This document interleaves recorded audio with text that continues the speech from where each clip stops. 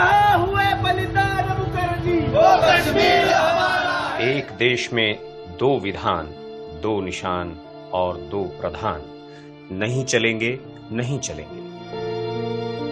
ये मांग करते करते कई पीढ़ियां निकल गईं। न जाने कितने बलिदान हुए, कितने दधीचियों ने खुद को राष्ट्र को समर्पित किया। अमोघ वज्र प्रदान किए, तब जाकर धारा 370 के निष्प्रभावी होते ही ये सपना साकार हो सका है और राष्ट्रीय ध्वज घाटी की वादियों में पूरी शान से लहरा रहा है। और विधेयक राज्यसभा द्वारा यथा पारित सभा द्वारा पारित हुआ। आर्टिकल 370 हटने का हम मतलब पूरे जम्मू कश्मीर में इसका और पूरे देश में बहुत वेलकम हुआ है और ये एक बड़ा हिस्टोरिक और डायनामिक स्टेप है। एक देश में दो विधान, दो निशान और दो प्रधान नहीं चलेंगे, इस नारे को पूरे देश का राष्ट्रीय मंत्र बनाने वाले इस राष्ट्रीय यज्ञ में स्वयं को समिधा बनाने वाले देश के अमर नायक डॉक्टर श्यामा प्रसाद मुखर्जी को याद करना जरूरी हो जाता है। जम्मू कश्मीर का इतिहास डॉक्टर श्यामा प्रसाद मुखर्जी के बिना हमेशा अधूरा रहेगा। जब भी जम्मू कश्मीर राज्य की ऐतिहासिक पृष्ठभूमि पर चिंतन मनन किया जाएगा तो कई हैरान करने वाले सच सामने आएंगे। जम्मू कश्मीर पर गंभीर और सार्वजनिक चर्चा दिसंबर 1952 में भारतीय जनसंघ के कानपुर अधिवेशन में हुई। इस अधिवेशन की अध्यक्षता डॉक्टर श्यामा प्रसाद मुखर्जी कर रहे थे। उन्हें जिम्मेदारी दी गई कि वे नेहरू और शेख को पत्र लिखकर राज्य के संवैधानिक प्रश्नों पर समाधान की तलाश करेंगे। डॉक्टर श्यामा प्रसाद मुखर्जी को हर दिन शेख सरकार द्वारा संविधान का विरोध और हिंदुओं के उत्पीड़न की खबरें मिल रही थी। इन खबरों को लेकर शेख अब्दुल्ला और पंडित नेहरू का रवैया नकारात्मक था। दोनों की नजरों में उन्हें सलाह देने वाला व्यक्ति सांप्रदायिक होता था। आखिरकार जब सभी कोशिशें असफल हो रही थीं, तो 6 मार्च को दिल्ली में जम्मू कश्मीर सत्याग्रह की शुरुआत हुई। पंडित नेहरू ने सत्याग्रह के प्रभाव को कम करने की योजना पहले से ही बना रखी थी। केंद्रीय सूचना एवं प्रसारण मंत्री बीबी केसकर को उन्होंने एक पत्र लिखा। ऑल इंडिया रेडियो को जम्मू की घटनाओं के लिए थोड़ी सावधानी बरतनी होगी और हमें इस आंदोलन को किसी भी प्रकार से प्रोत्साहित नहीं करना है। इसके विपरीत सदर रियासत करण सिंह ने उसी दिन प्रधानमंत्री को पत्र लिखकर सुझाव दिया। इस आंदोलन के प्रति सरकार का नकारात्मक और निराशात्मक व्यवहार एकदम गलत है। इसके लिए उन्हें सकारात्मक दृष्टिकोण की जरूरत है। तत्कालीन प्रधानमंत्री जवाहरलाल नेहरू लोकतंत्र की बातें जरूर करते थे, लेकिन डॉक्टर श्यामा प्रसाद मुखर्जी को लेकर वो हमेशा अलोकतांत्रिक ही रहे। विपक्ष जैसा कोई शब्द उनके शब्दकोश में नहीं था।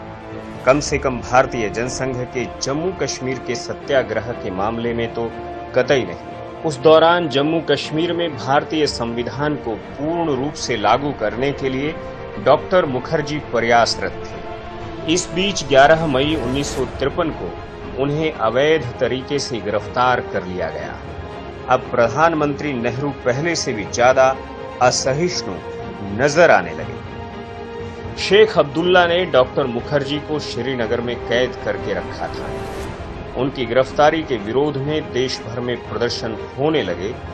दिल्ली सत्याग्रहियों का केंद्र बन गया, लेकिन वो अब सीधे पठानकोट की ओर जाने लगे। सैकड़ों की संख्या में पंजाब और जम्मू कश्मीर की सीमा पर सत्याग्रहियों को गिरफ्तार किया जाने लगा।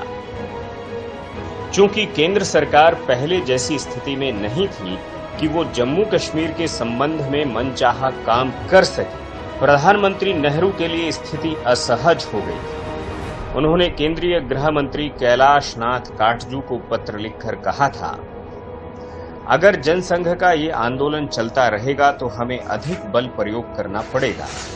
ढिलाई की कोई अनुमति नहीं होगी और सभी अधिकारियों को इस संबंध में निर्देश दे दीजिए। जम्मू कश्मीर में अपनी गलतियों को ठीक करने के बजाय जवाहरलाल नेहरू का ध्यान जनसंघ को कुचलने पर ज्यादा था। इस पत्र से साफ पता चलता है कि उन्हें किसी न्यायालय का डर नहीं था। जनसंघ के समर्थकों को खुलकर धमकी दी जा रही थी। आखिरकार 23 जून 1953 को वो मनहूस घड़ी आ गई जिसमें देश के महान और प्रखर नेता की रहस्यमयी परिस्थितियों में मौत हो गई, लेकिन दुनिया ने इसे हत्या माना। जब डॉक्टर श्यामा प्रसाद मुखर्जी का पार्थिव शरीर अंतिम संस्कार के लिए श्रीनगर से कोलकाता 24 जून 1953 को लाया गया, उस दिन 2 लाख से ज्यादा लोग अपने नेता को श्रद्धांजलि देने के लिए इकट्ठा हुए। अगले दिन समाचार पत्रों ने पहले पन्ने पर लिखा, चारों तरफ लोगों की भीड़ मौजूद थी। इससे पहले ऐसा दृश्य 1925 में देशबंधु डॉक्टर चित्तरंजन दास के निधन के समय देखा गया था।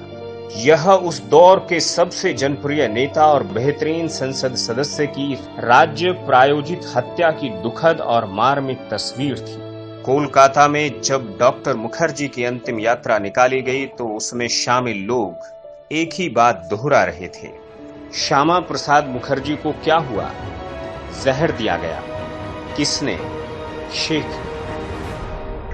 दरअसल संदिग्ध परिस्थितियों में उनका निधन हुआ था, जिसकी जांच के लिए एक आयोग की मांग की गई थी। सरकार ने इसे सिरे से नकार दिया था। शेख की शख्सियत तानाशाही प्रवृत्ति की थी, जिसे नेहरू का समर्थन मिला हुआ था।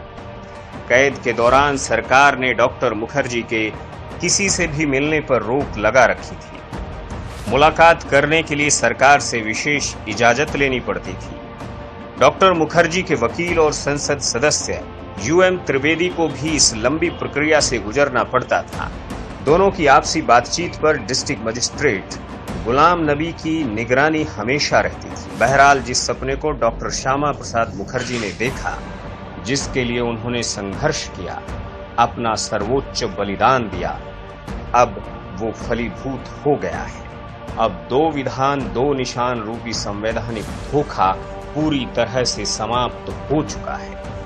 राष्ट्रध्वज पूरी आन बान और शान के साथ जम्मू कश्मीर में फहरा रहा है।